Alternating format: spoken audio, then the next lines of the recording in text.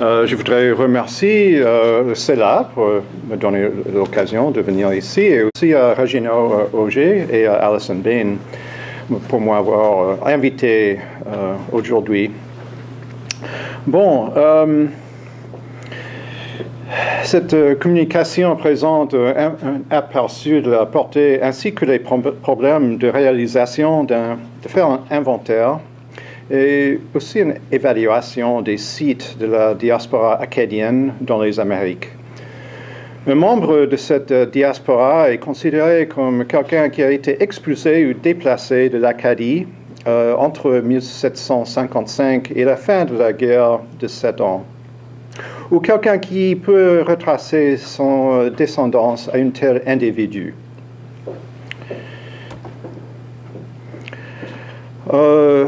Les déplacements se sont effectués en effet en deux phases. Le premier, c'était dans cette année 1755 et le printemps de 1756, quand les Acadiens, plus ou moins, on croit qu'il y avait 7000, ont été mis sur des navires pour la direction des ports, pour la plupart aux colonies britanniques de l'Amérique du Nord.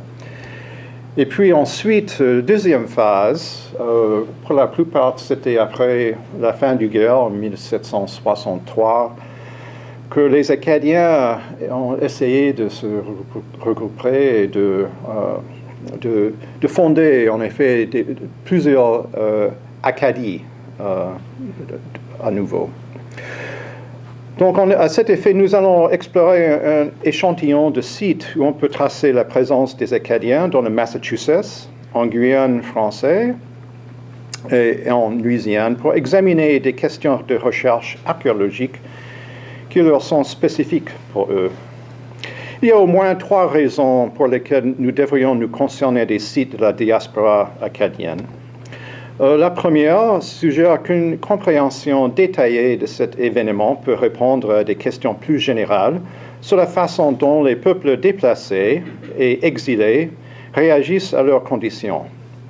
Comment l'identité du groupe est-elle maintenue face à l'éclatement des liens de famille et l'attachement au clan? Comment sont retenues dans l'ensemble les compétences et les connaissances traditionnelles? Quel est l'impact de la créolisation de le cas des Acadiens exilés?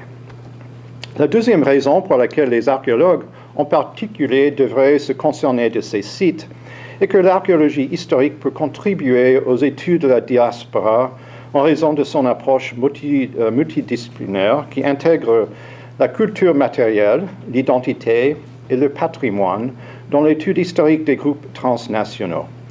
L'archéologie historique des diasporas africaines et irlandaises a déjà montré les avantages d'une telle approche par ses études comparatives de l'architecture, l'utilisation des terres et la culture matérielle. De la même manière, depuis les années 1980, l'archéologie en Acadie, ça veut dire les zones péninsulaires et insulaires et du continent de l'Acadie avant 1750, nous a informés sur les sites comme les fortifications, les fermes et des aquatos. La troisième raison animant cet intérêt est la plus déconcertante. Il existe à présent des milliers de sites de la diaspora acadienne qui sont activement menacés en Louisiane, dans l'est des États-Unis, les maritimes canadiennes, la Grande-Bretagne, la France, les Antilles françaises, la Guyane française et les îles Falkland, pas loin. Pour la plupart, ces sites sont situés le long de zones côtières ou riveraines et donc sont sujets à l'érosion, aux inondations et des perturbations causées par le développement urbain et agricole. Par exemple, les côtes sud-ouest de la Louisiane, avec ses sites acadiens et cajuns, perd une zone de la taille d'un terrain de football tous les 45 minutes à cause de l'élévation du niveau de la mer. Cette situation doit interpeller la communauté des archéologues à répondre avec des projets de recherche et dresser un inventaire coordonné. Ici, on voit, c'était un site remarquable, c'était en effet le sujet d'un film, The Beasts of the Southern Wilds, l'île Jean-Charles en Louisiane, et C'est un site qui date du début du 19e siècle. C'était occupé par les membres du famille Naquin, des Acadiens, mais c'est en train d'être en effet inondé par l'océan.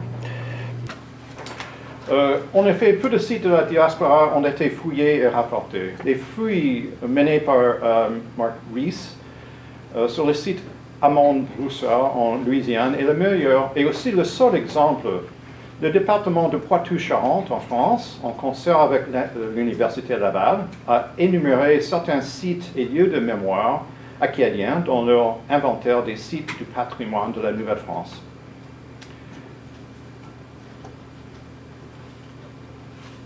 Les Acadiens ont été expulsés de leur patrie pour réduire la menace d'une cinquième colonne au cours des premiers stades de la guerre de 7 ans. Les Britanniques voulaient les retirer de l'Acadie et empêcher leur rapatriement en France, où ils pourraient contribuer à l'effort de guerre. Ainsi, presque 7000 Acadiens ont été transportés en 1755 dans les conditions misérables à bord des bateaux aux 9 colonies britanniques en Amérique et aussi à l'Angleterre. Les passagers sont arrivés à leur port de débarquement dans un état terrible.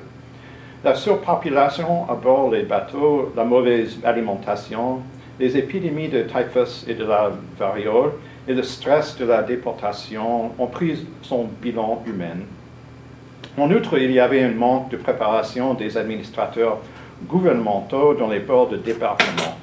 Peu de temps après leur arrivée dans le South Carolina et North Carolina et Georgia, les Acadiens ont été encouragés d'embarquer à nouveau pour d'autres destinations. Bon, le Massachusetts. En tant que gouverneur de Massachusetts, William Shirley a servi comme commandant des troupes de la Nouvelle-Angleterre dans les campagnes de la Nouvelle-Écosse. Et donc sa colonie a reçu la plus grande part des Acadiens en captivité, au nombre d'environ 1500.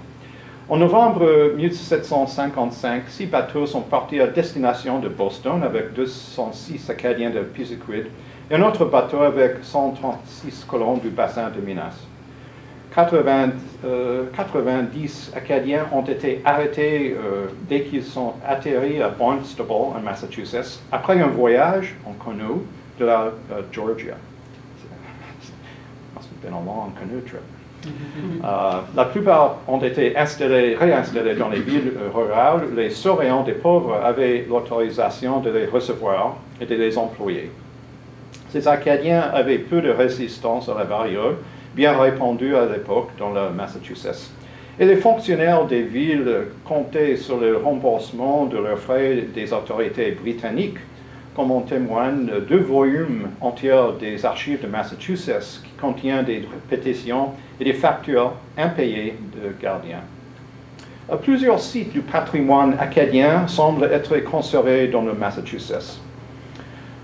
Un des plus évocateurs est le lieu de naissance et le domicile du lieutenant-colonel John Winslow à Marshfield.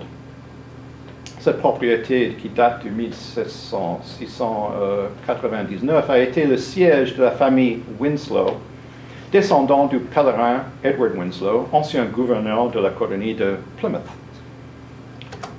Et voici un portrait de John Winslow. Il a l'air d'être très fier de lui. John Winslow était en charge des déportations des Acadiens à Grand Pré en 1755. Et après, il était le commandant de Fort William Henry en 1756. Il a pris sa retraite de service militaire en 1757 et a déménagé à Hingham en 1773, où il est bientôt mort. Mais sa maison à Marshfield porte des signes de modification dans le style georgien du milieu du XVIIIe siècle. Les quartiers de ses esclaves ont été au fond de cette maison. Une enquête archéologique qui a été poursuivie par le Fisk Center de l'Université de Massachusetts à Boston en 2004, ils ont trouvé une fosse du XVIIIe siècle qui a été identifiée à cette propriété. Nous pouvons faire des comparaisons entre ce site et un autre à Marshfield, tous les deux relatifs à la grande dérangement. C'était dans l'école de Marshfield, les familles d'exilés acadiens de Charles Meuse et de Joseph Mitchell se sont logées en 1756 et 1757. Des familles apparemment ramenées de l'Acadie à Marshfield par Winslow lui-même. Winslow a écrit de la procédure d'expulsion à grand bruit dans son journal que, et quote, cette affaire est le plus pénible pour moi que n'importe quel service. A-t-il pris un intérêt personnel pour le bien-être de quelques familles acadiennes déportées, a allégé un sentiment de culpabilité après sa grande fatigue et de peine en Acadie? Si c'était le cas, il a quand même échoué d'intervenir dans l'intérêt de ces familles. Les élus de la ville de Marshfield ayant le garde de ces familles les harcelaient, et à la suite d'une pétition de Mitchell, l'acadien, du 24 mars 1756, ils sont venus par force, tout à fait contre la volonté de votre pétitionnaire et son fils, à enlever de votre pétitionnaire 10 fils et le mis avec Anthony Winslow de Marshfield. Et que, encore, le dit selectmen, en même temps, ou les gens du gouvernement de cette ville, en même temps, lié un autre des fils de votre pétitionnaire, nommé Paul, environ 15 ans, à Nathaniel Cliff de la ville de Marshfield, marin, qui par la force, ils ont traîné loin et envoyé à la mer. Donc, ce sont des problèmes très communs à Massachusetts. Et on pense que si John Winslow était au courant de ces questions après sa retraite militaire en 1757, il semble ne pas avoir intervenu avec ces problèmes. Il y a sans doute d'autres types de sites acadiens dans le Massachusetts. Les efforts des Acadiens dans la gestion de ces ressources estuaires, et en particulier la construction d'aboiteaux, est venu à l'attention des troupes militaires de la Nouvelle-Angleterre qui ont participé à la conquête. À Kingston, Massachusetts, pas loin de Marshfield, une carte de l'Atlas de 1903 indique l'emplacement d'un ancien fossé acadien, qu'on peut voir là, Line of Old Acadian Ditch, qui passe du centre de la ville le long de la marge de la rivière Palmer. L'étude de site aujourd'hui suggère qu'il aurait pu commencer comme un drainage et récupération des terres, peut-être un aboiteau dégradé par 2 siècles et demi de tempêtes hivernales, une histoire plus récente des découpages pour le contrôle des moustiques. La documentation de ces projets acadiens pourrait être conservée dans les archives de petites municipalités. Tous ces sites doivent être évalués pour les inscrire au titre de monuments historiques.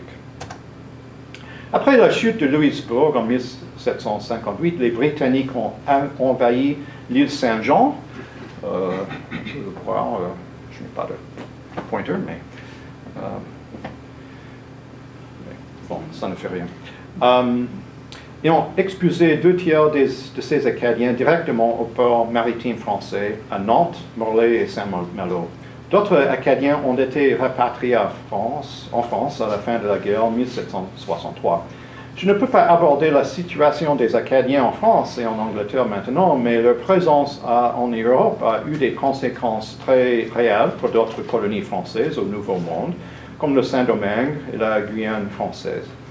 Des ministres français préféraient d'avoir plus de blancs libres comme travailleurs plutôt que de ramener des esclaves africaines aux colonies tropicales. La valeur de cette approche a été démontrée par la richesse dans les colonies anglo-américaines du Nord qui étaient moins dépendantes de l'esclavage que celles plus au sud. Ils avaient espoir que les efforts démontrés par les Acadiens de leur pays d'origine pouvaient être reproduits ailleurs dans les tropiques. Ainsi convaincus, les Acadiens exilés en Bretagne, la Nouvelle-Angleterre, de Saint-Pierre et Miquelon ont immigré vers la Guyane française comme l'avant-garde de près de 9 000 à 12 000 d'autres colons recrutés en Alsace et en Allemagne. Leur destination, le port de Kourou, nouvellement créé au nord-est de Cayenne, avait ni abri ni provisions, et les Européens récemment arrivés ont été arrêtés au large des côtes dans les 3 îles du Salut. Autrefois, ces îles portaient le nom île du Diable. Le gouverneur de Cayenne, qui avait servi en Acadie, a décidé que les Acadiens devraient être transportés à la ville côtière de Sinnamary, située au nord de Kourou. On voit ici la côte en bas, et c'est le terre. Et ce sont des petites des maisons qui sont indiquées tout le long de cette, on disait, route de Lens, et la ville de Sinnamary qui va être là. On pense que cette carte, ça date de 1764.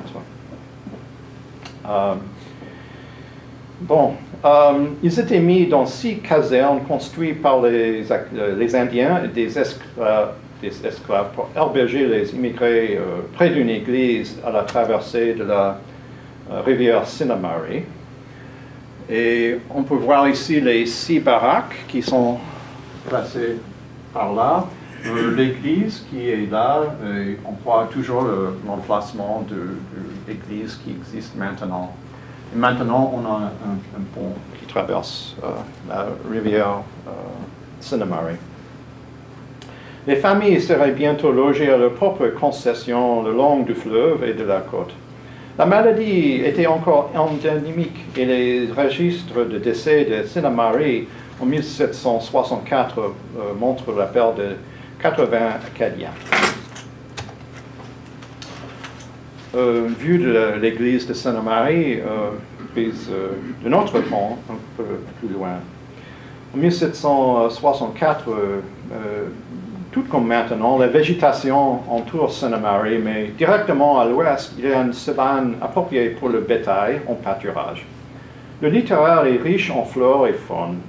Les champs de plantation présentent de bonnes conditions. La proximité d'autochtones facilitait l'échange des biens et de la nourriture.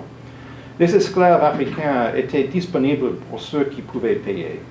Comme Bernard Cherubini indique, le littoral Guyane française était un lieu où de nouvelles expériences socio-culturelles se sont déroulées au passé, comme aujourd'hui.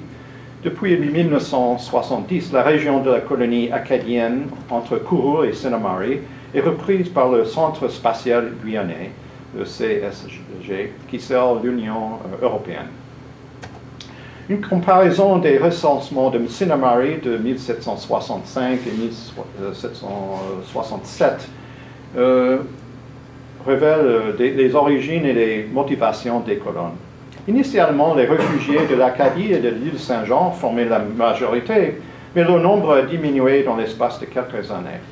Il semble que les Acadiens qui y sont restés se sont adaptés à leur nouvel environnement social, économique et naturel de manière qui nous rappelle le localisme trouvé dans les colonies de l'ancien Acadie.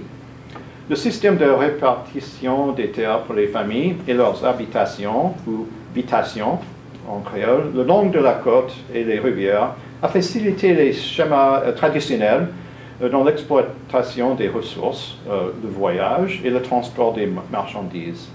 L'habitation moyenne comprenait un éventail d'écozones. Les ménageries permettaient l'élevage animal qui pourrait compter de 25 à 50 têtes de bétail. Dans une habitation typique, on peut trouver la récolte des tortues de mer, la chasse, la pêche, et la culture de manioc et de céréales dans une apathie, une clairière artificielle. Le plat de propriété de 1787 de la veuve Guillon, qu'on voit ici, et ce sont tous des archives nationales d'outre-mer en France. Ça nous montre l'inclusion du savane au nord et des forêts et au bord de rivières. Je crois que la maison était là, mais ça, c'est le grand chemin de Kourou à Sinnamary qui passe tout près de la côte. Il n'y a pas tellement de ces plats ou des plats qui ont servi jusqu'à maintenant. Et ça, la carte d'une propriété au bord de mer dans Corassoni montre également une stratégie similaire où le coton et le manioc ont été cultivés avec une savane, qu'on peut voir à gauche, et des clairières pour le bétail. Ces propriétés donnent une image à fort contraste aux terres des esclavagistes qui se concentrent plus sur la monoculture basée sur le travail des esclaves à grande échelle, comme la propriété de Préfontaine lui-même et peut-être l'habitation des jésuites à venir. Ici, on peut voir, c'est bien évident, la maison ici, c'est une sorte de plateforme, abatis, deux abatis et plantation de manioc et coton. Et ce sont des savanes on a au moins accès aux savanes comme ça et l'océan.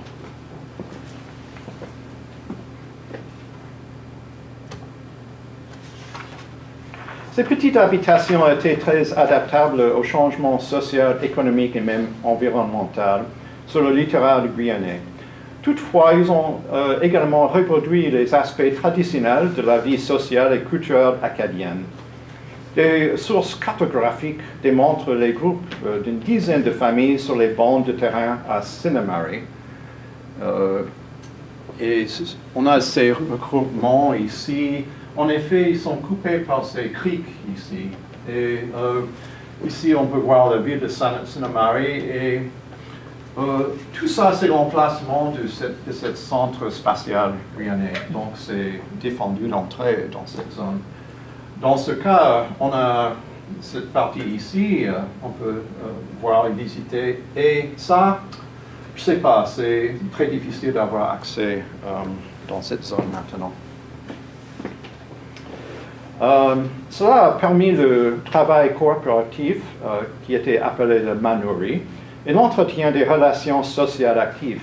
Bernard Cherubini a comparé l'établissement initial d'environ 40 familles acadiennes dans la région de Sinnamary entre 1764 et 1840 à une petite paysannerie opérant en dehors de l'économie de plantation coloniale dominante.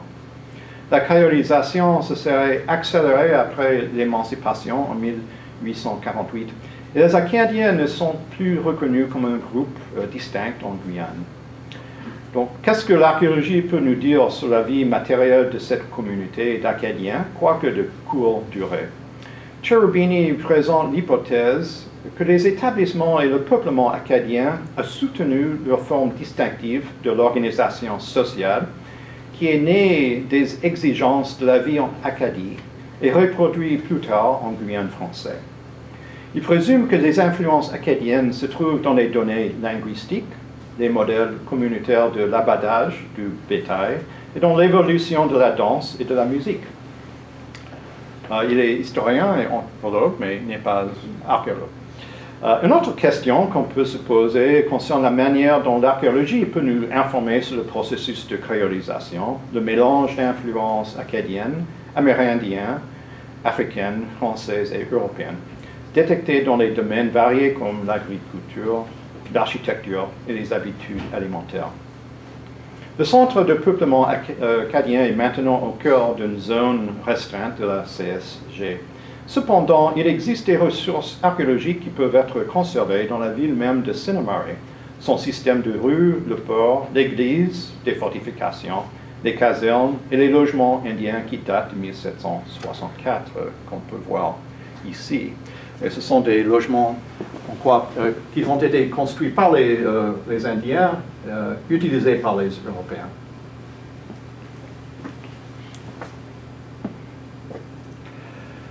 Les 6 casernes qui ont été bâties sur un terrain élevé pour éviter les inondations. Ce site est désormais prévu pour un développement immobilier. Une première vue de l'architecture a révélé que la plupart des bâtiments existants abreuvaient des matériaux du 19e ou du 20e siècle, bien que les principaux bâtiments eux-mêmes peuvent dater plus tôt. Ça veut dire que les maisons qu'on voit maintenant à Sinnamary, on pense qu'ils datent, ils ne sont pas tellement vieilles, mais typiquement, il consiste d'une cabine de style antillaise à 2 baies avec hangar intégrant à l'arrière. Les infestations de termites peuvent expliquer l'absence apparente des bâtiments intérieurs. Et seule l'archéologie peut nous renseigner si les sites des maisons du XVIIIe siècle sont encore présents. Les sites d'habitation acadiens, il faut dire qu'on a les 2 chambres simplement, les 2 pièces arrière ces portes. On a toujours ces 2 portes. Et presque toutes les chambres ont au moins 2 portes. C'était peut-être plus facile de faire passer le vent comme ça. Bon, les sites d'habitation acadiens les plus accessibles à l'extérieur de la ville de Sainte-Marie s'étendent le long de la route côtière en direction du sud de la ville vers la crique de Parakou. Cette route est à l'interface d'une zone de mangrove bordant l'océan qu'on voit sur la carte au sud et sur cette image à gauche de la rue. Face à l'élévation du niveau de la mer depuis le XVIIIe siècle, les propriétaires auraient tout simplement déplacé leur maison plus à l'intérieur. Cette hypothèse peut être testée sur le plan archéologique. L'archéologie peut également documenter l'évolution de l'habitation de ces premières années. Yannick Leroux, il s'intéresse beaucoup à ce sujet, aussi les membres du DRAC, là, mais c'est très difficile de fouiller dans ces conditions, même trouver des sites. Aujourd'hui, les maisons ont un plan de base de 2 pièces, chacune avec son propre porte d'entrée comme décrit par Coetta pour le XXe siècle. Et ça, c'est ce qui reste du maison Hart, là sur la route de Lens à Sainte-Marie. La charpente définit des murs avec acacia ou latte, on peut voir en bas, et remplissage de torchis. Et les murs extérieurs avec revêtement supplémentaire de chaux. Bien qu'il y avait des influences, bien qu'il y avait des influences acadiennes ou même alsaciennes dans l'architecture à pans de bois de la Guyane française, ce type de maison à 2 pièces est généralement réparti parmi les Antilles et peut-être une expression post-émancipation d'un type de maison d'esclaves. Bon, Louisiane. Les principales migrations acadiennes vers la Louisiane se sont déroulées au cours de 2 périodes différentes, les années 1760 et les années 1780. Et on peut voir ici la destination de plusieurs groupes, mais pour la plupart, on peut voir qu'ils venaient de la France. Dans une seule expédition de 1785. Le nombre total d'environ 2650 immigrés ne représente même pas la moitié des Acadiens pris dans le grand dérangement. Cependant, le groupe de la Louisiane était un échantillon assez représentatif des Acadiens déportés et déplacés. Leur nouvelle concession de terre, répartie dans un ensemble de zones environnementales, leur permettait d'établir une nouvelle Acadie durable et de maintenir une identité acadienne. En Louisiane, transférée de la France à l'Espagne en 1762 par un accord secret, le gouvernement espagnol n'a pas hésité d'utiliser ces Acadiens. Les vulnérabilités militaires de la Louisiane espagnole étaient à la fois au nord, ici, et à l'ouest. Et c'était dans ces directions que les premiers immigrants acadiens ont été transportés. La première vague d'immigrants de 1764 ont été positionnés sur le Mississippi, au-dessous de la Nouvelle-Orléans. On peut voir ici, c'était dans cette direction, les zones plus foncées.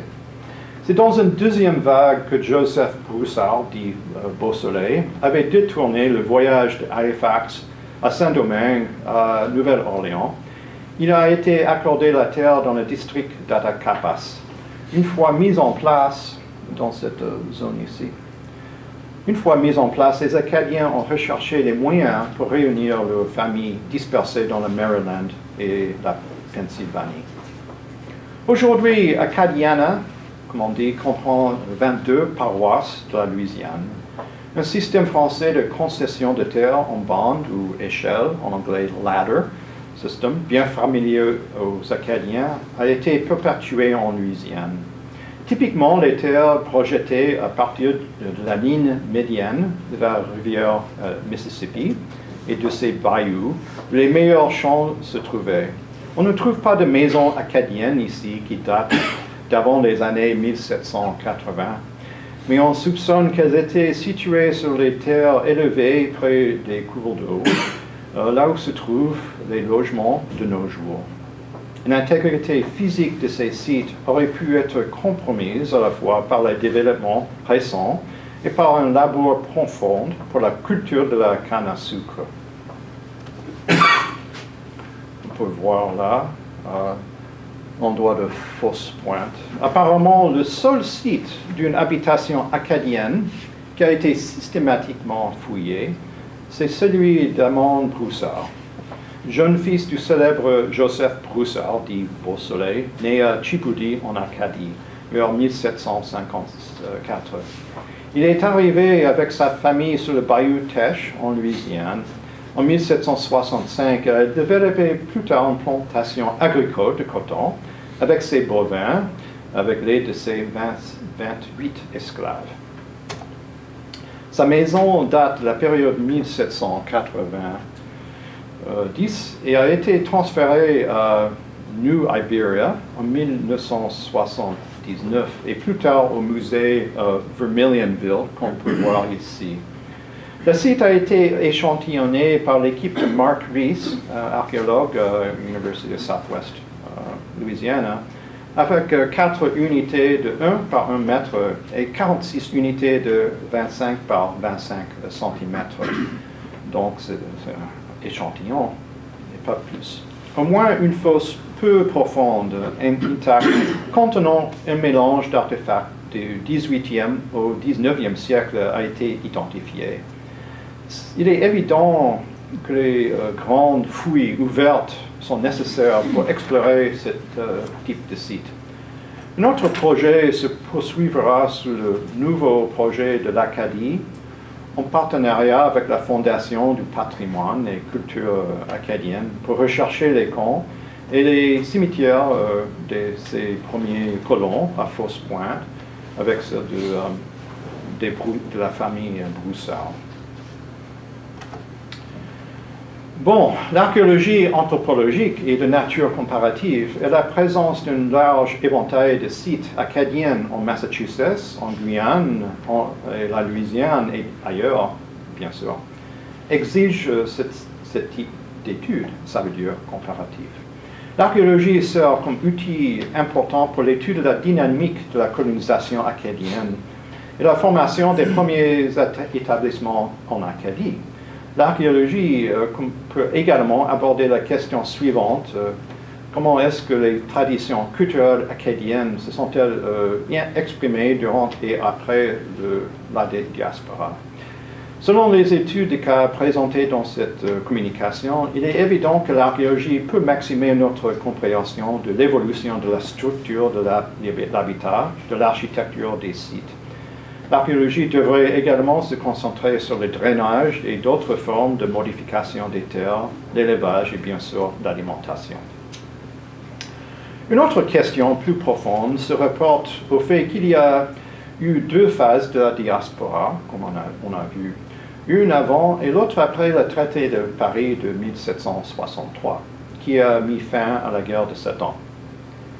Cette première phase est marquée par des sites transitoires, de nature éphémère, tels que l'école à Marshfield, où les Acadiens étaient logés. J'ai essayé de trouver les emplacements de ces écoles, mais même si on peut les trouver, ça serait très difficile de faire la distinction entre les couches acadiennes du milieu 18e siècle et des autres couches, là, mais au moins on peut essayer de faire ça. Comme j'ai dit, c'est peut-être difficile d'isoler les dépôts laissés par les Acadiens en mouvement constant, mais dans la mesure où ils sont conservés, ils pourraient se révéler très importants pour nous aider à élucider leur vie matérielle lors d'une période pour laquelle nous manquons des documents libres de partialité. Ça veut dire, pour la plupart, la documentation de cette époque des Acadiens Ce n'est pas de eux-mêmes, mais ce sont des Britanniques et des documents officiels, et sont souvent, presque toujours, des répertoires à propos des Acadiens. Les sites après 1763 sont d'une nature différente. Certains Acadiens étaient toujours en mouvement, mais d'autres avaient plus de contrôle et de flexibilité. Dans cette phase, ils ont tenté des établissements permanents et plus tard, certains étaient propriétaires de leurs propres esclaves en Guyane, en Louisiane et sans doute à Saint-Domingue. Malgré l'effort de permanence, il ne reste plus d'exemples de l'architecture domestique acadienne de la première période, au moins en Louisiane, je ne sais pas, en Guyane, peut-être il existe encore. Mais les sites semblent être conservés, comme ceux recherchés en Louisiane par Mark Rees.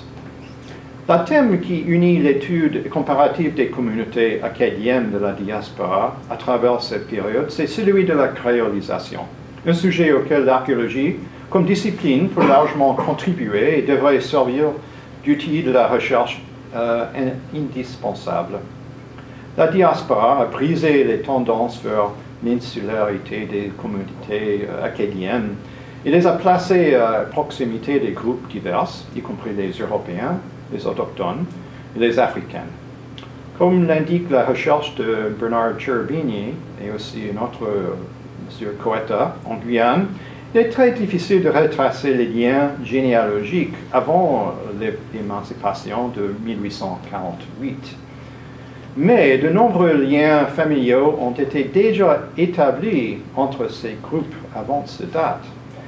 Donc l'archéologie peut identifier au moins le progrès de la fusion de ces traditions culturelles à partir des colonies initiales en Guyane, à Saint-Domingue, en Louisiane et ailleurs, jusqu'à ce que nous arrivons à élucider le processus de créolisation. Dès le début de ces rencontres, il serait difficile, même impossible, d'attribuer aux vestiges visibles, comme on voyait avant, l'utilisation des terres, le logement et la culture matérielle, qu'ils avaient des précédents exclusivement acadiens. Nous devons nous rappeler que les efforts acadiens de réinstallation après 1763 étaient principalement le problème des jeunes adultes qui eux-mêmes avaient peu d'expérience directe de la patrie acadienne. Il est plus probable que les valeurs fondamentales acadiennes qui les ont supportées pendant les périodes des épisodes les plus traumatisantes ont été invoquées pour relever le défi de la vie quotidienne pour et, quote, ces étrangers dans un pays étrange, pour paraphraser sa propre description par l'Acadien Joseph Mitchell à Marshfield. Conclusion. Bon, je n'ai pas parlé tellement de ce terme diaspora, mais il y a deux sens de ce terme qui entrent en jeu dans le cadre des Acadiens. L'usage le plus commun se réfère aux membres qui se sont installés à l'extérieur d'un territoire de patrie et qui partagent une histoire migratoire intérieure. Mais le terme grec dia, qui veut dire plus, et spéro, s'aimer, peut également se référer au processus de la colonisation elle-même. Les premières déportations de 1755 par les Britanniques ont tenté de contrecarrer toute tentative de la part des Acadiens de se réunir, comme on peut voir sur la carte. Mais ensuite, les Acadiens ont été projetés dans le monde de l'Atlantique par la France et l'Espagne, précisément dans le but de coloniser de nouveaux territoires et de servir une sorte de rempart militaire et culturel contre les Britanniques, surtout après 1763. Aux établissements acadiens de la Guyane française et de la Louisiane, on voit des liens importants entre les relations environnementales et sociales permettant à ces communautés de se développer, de s'éclater et de se développer à nouveau sur plusieurs générations. En effet, les Britanniques ont engendré, par inadvertance, plusieurs nouvelles Acadies à travers le monde atlantique, au lieu de supprimer la culture acadienne comme prévu. Aujourd'hui, nous avons visité seulement un échantillon de sites de la diaspora acadienne en Amérique, mais chaque exemple de ces sites est à présent menacé par les risques et les dégâts causés par l'agriculture, le développement et l'élévation du niveau de la mer. Préparer un inventaire de ces sites, les évaluer, les documenter et en protéger les plus importants pose un défi international et présente une cause que nous devons soutenir.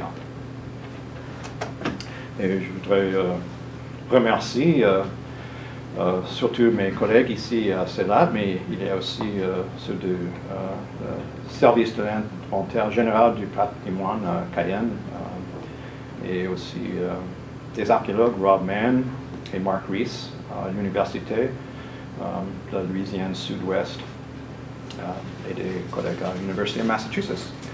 Je vous remercie. Merci.